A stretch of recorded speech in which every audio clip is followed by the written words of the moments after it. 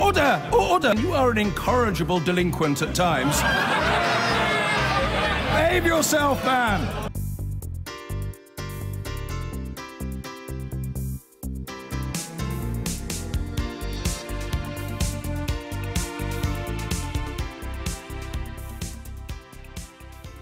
Now, Theresa May has told MPs that she wants to see a sustainable long-term plan for the NHS and to get away from, quote, annual top-ups, and that the government would come forward with a plan this year. July is what's been talked about, which is the 70th anniversary of the founding of the NHS.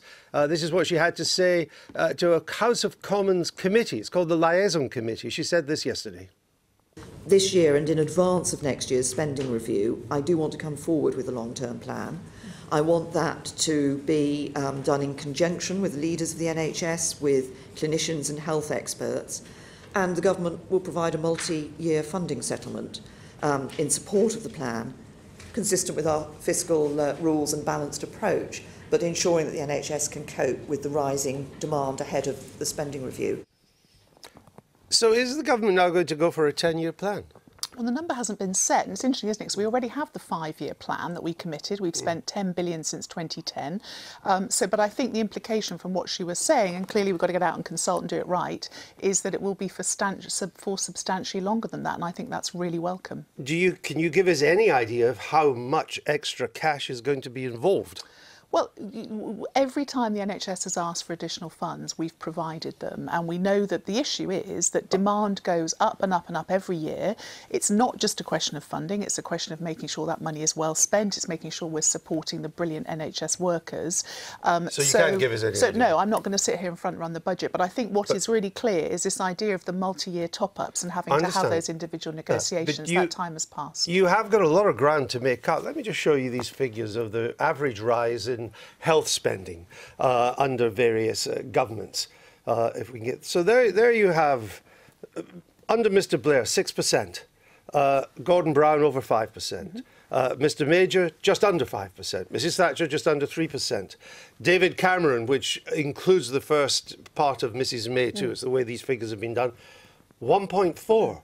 I mean, it's so much lower than in previous times. Let me tell you a very So you have a lot of ground to make up. Looking at those numbers, let me tell you what happened in my constituency under Mr. Blair and Mr. Brown, where we spent £68 million doing a new hospital under a PFI, which was something that Mr. Brown expanded dramatically. We built lots of new hospitals, we didn't staff them properly, and then we promptly cut the services for my local constituents because we couldn't afford to pay the unitary charge. So my question on that is, has that money been well spent? Have we got healthier? Are we delivering better care? Are we employing more skilled people in the workforce? Yes, we are. Are we delivering better care?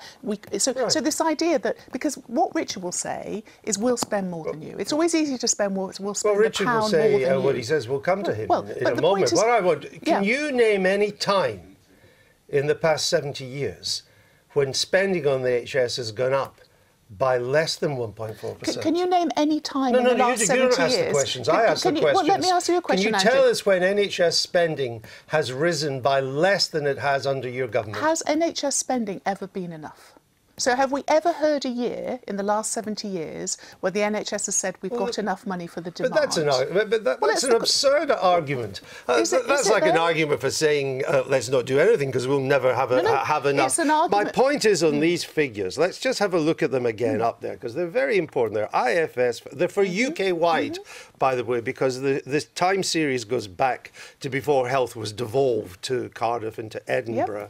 There is no time in 70 years when spending on health has risen by less than 1.4%. That is the lowest in 70 years. So it seems to me obvious you have a lot of ground to make up. So are you saying that the only way we define success in any form of public service is how much we spend? No, but the government is saying it has to spend more. But this is the debate. So but we're saying that within, as the Prime Minister said, within the constraints we have, which is we have to have a strong economy so we can continue. You'll remember at the end of Mr. Brown's period, we had the biggest deficit in peacetime history. So yes, we had 5.4% spending, Andrew, and that left us with the biggest hole in our public finances. But you supported that 5.4% in opposition. I wasn't an MP at that time. The Conservative position was to support the Labour spending plan, so there was no difference. You start with having a strong economy, because then you can invest in strong public services, and you know that our economy is stronger now than it's been at any point since 2008, and then you work out over the long term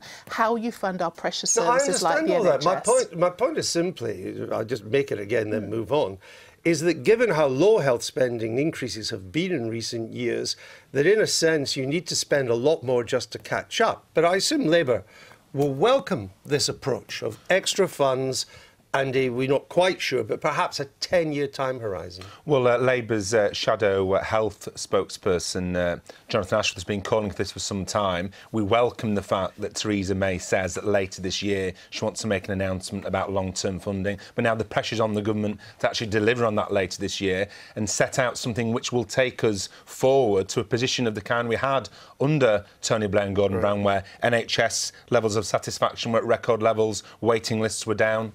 How do we justify that chart with the view that we have the best health service in the world? Well, that's your view. It's an independent view. No, it's not. There's only one. The King's Commonwealth Fund. Yes, view. it's the only think tank in the world that thinks the British NHS is the best. There's not another single one thinks that, and that is because, as I've explained before, the Commonwealth Fund has an agenda in America. It's American, it's not a Commonwealth, although it's called that.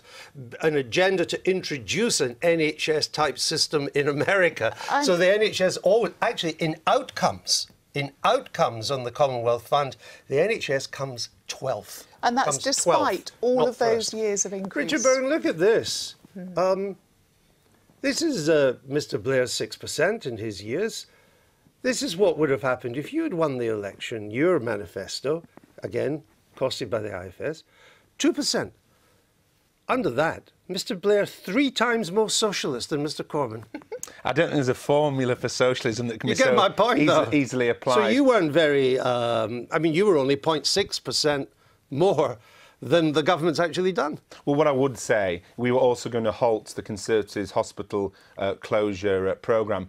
But which hospital closure? There isn't a hospital closure programme, Richard. Well, that was included. There is a hospital closure programme, and constituents across the country know that. Yeah, well, there was one in my constituency, but I'm not. So, can you talk about the hospital closure programme that you've? Well, I'll answer Andrew's questions rather than yours, if that's okay. Because there isn't one. Are you angling for my job? I mean, are things not going well in the energy department? It's going swimmingly. Want to be a BBC presenter? You're asking me questions. You're asking him questions.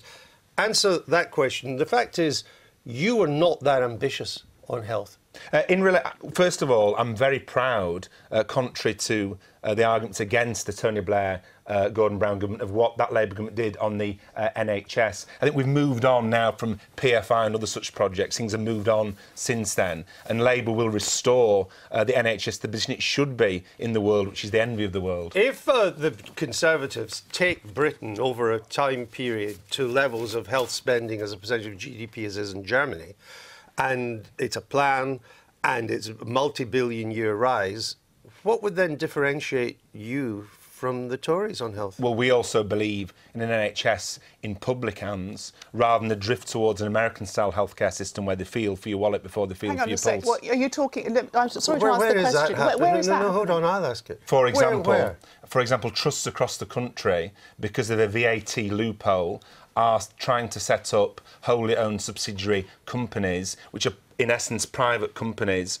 owned by the NHS, and this is... Our NHS is free at the point of use, isn't it? And will always be so. And that's the exact opposite of the American system. Exactly, but we want to avoid a drift towards a marketisation and privatisation of our NHS. But Tony Blair set up the introduction of third-party private providers, including the one in Devizes that does hips and knees, which is a private company. All right. So would you be we'll against have a lot that more form to... of I just want to answer you privatisation? a quick question.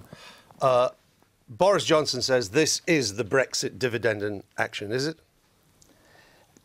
Boris will make lots of claims for how that money gets spent. Forget the politics. We have to deliver a brilliant NHS service. Forget the rhetoric. Just answer my question. Is it the Brexit dividend, as Mr Johnson says? It is part of what you can deliver with a strong economy for your most precious so it's not public the Brexit service. Dividend, That's your words, not mine, Andrew.